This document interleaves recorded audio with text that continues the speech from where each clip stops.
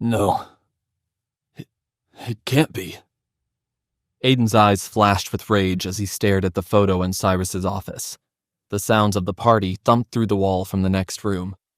The photo featured Aiden's father, Samuel, standing between a younger version of Cyrus and another man with a large scar on his face. The man with the scar looked exactly like one of the men in his recurring nightmare, the one who killed his father. Aiden's dream was beginning to seem more and more real. "What's wrong? You look angry," Cyrus asked Aiden. "Play it cool," Aiden told himself. "If you want to avenge your father, you have to wait until the time is right to strike. This man in the photo, I recognize him. Who is he?" "That's Raymond Castor. He was a business partner of mine and your father's. Together, the three of us ran the Tiger Group," Cyrus explained. "What's the Tiger Group?" "The Tiger Group is the most powerful Mafia syndicate in Chicago.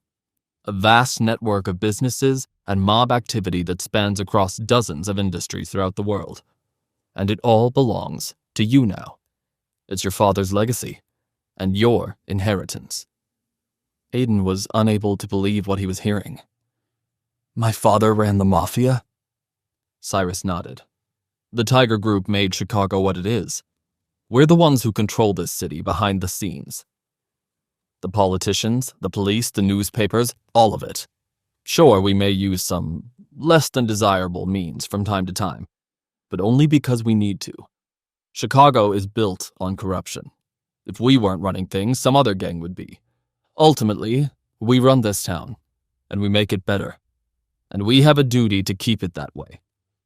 It's up to you now." "Me? How can I run a Mafia empire?" Aiden stammered. I'm just a delivery boy. An orphan." Cyrus clutched Aiden by the shoulders. "Wrong. You're the son of a Mafia kingpin, one of the greatest that ever lived. It's in your blood. Listen to me closely, Aiden. We can't let the Tiger Group fall into the wrong hands. We'll lose everything your father worked so hard for." Aiden exhaled sharply. "What do you mean by fall into the wrong hands?" Cyrus released his grip on Aiden, pacing back and forth. "I'm the last living member of the founders of Tiger Group. Both your father and Raymond are dead." "Damn. I guess that bastard died before I had a chance to kill him," Aiden thought. "So, if they're both dead, are you running the Tiger Group?" "No," Cyrus shook his head. "When your father died, Raymond took over operations. Then, before he passed away, he handed control down to his son, Maximilian Castor.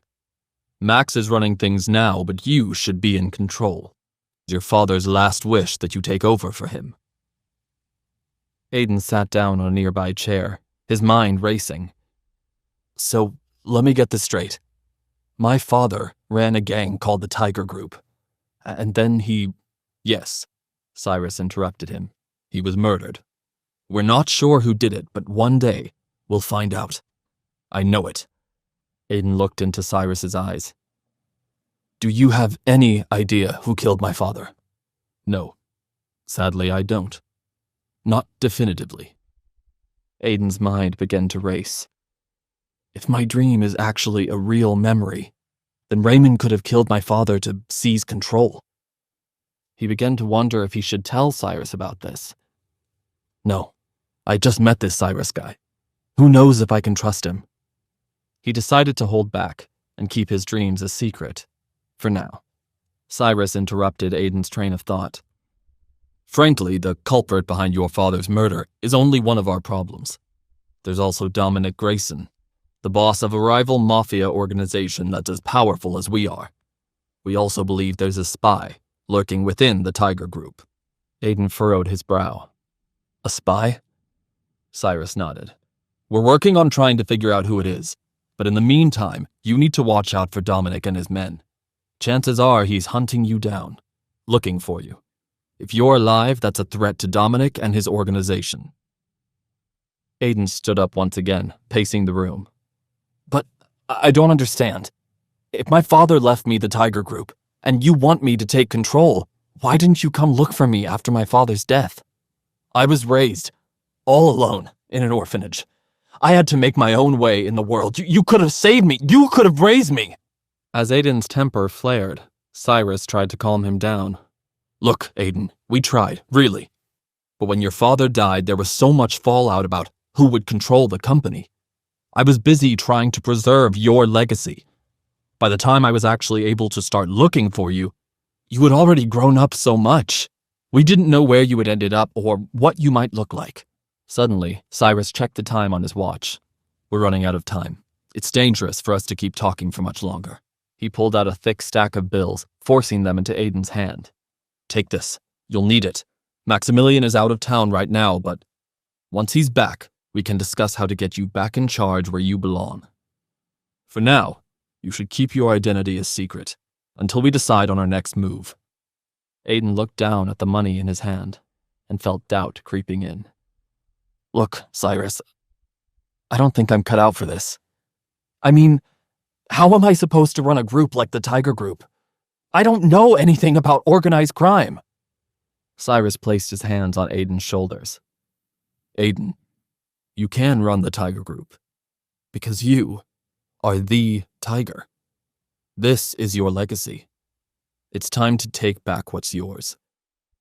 As Cyrus spoke these words, Aiden felt a new confidence building inside him. Cyrus is right. I was born for this, and this is what my father would have wanted. The corners of Cyrus's mouth curled into a smile. Don't be afraid. I'll be here to help you. You can do it. Your father believed in you, and I do too. Now, let's go. Cyrus ushered him to the door to the office. Promise me for now you'll lay low. Aiden nodded. Good. I'll be in contact soon. Let's head back to the party. Without saying another word, Cyrus opened the door, pushed Aiden out, and followed him out into the crowd. Aiden's mind was still racing as he weaved his way through the packed room, his face completely flushed. What the hell just happened? Tiger Group? Dominic Grayson? What am I supposed to do now?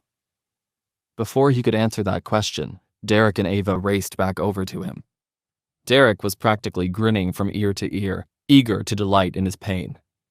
Well, let's see what the damage is.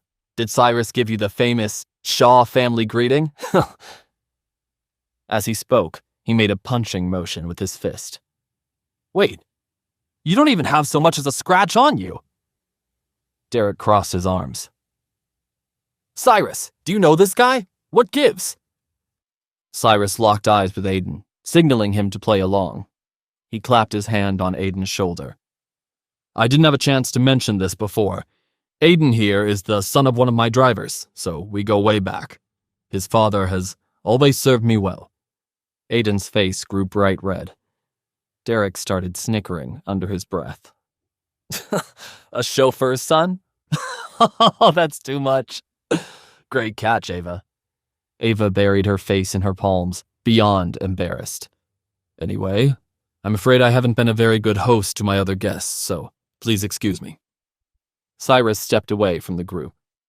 A few seconds later, Derek wandered off after him.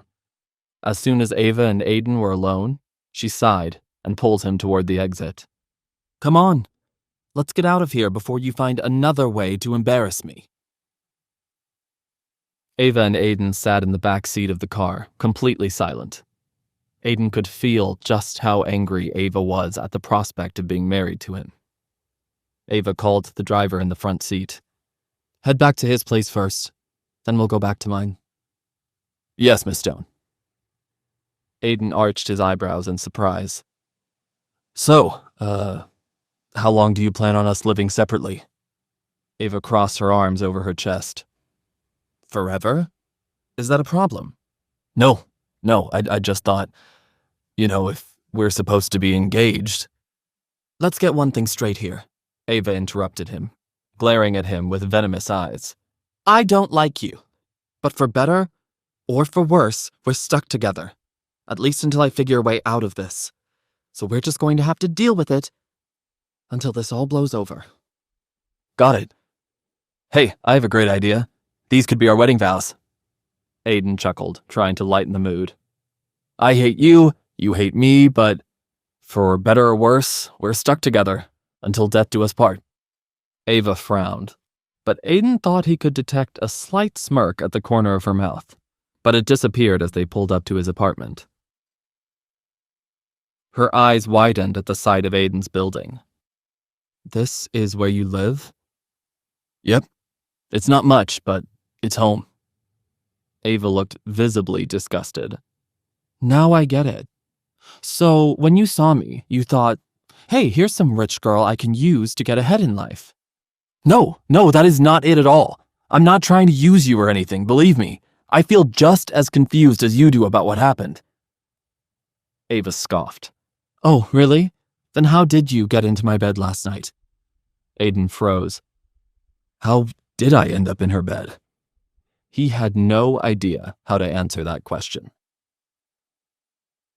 Will Aiden be able to take back Tiger Group for himself? Who really killed Aiden's father? Will Aiden and Ava figure out how they ended up together?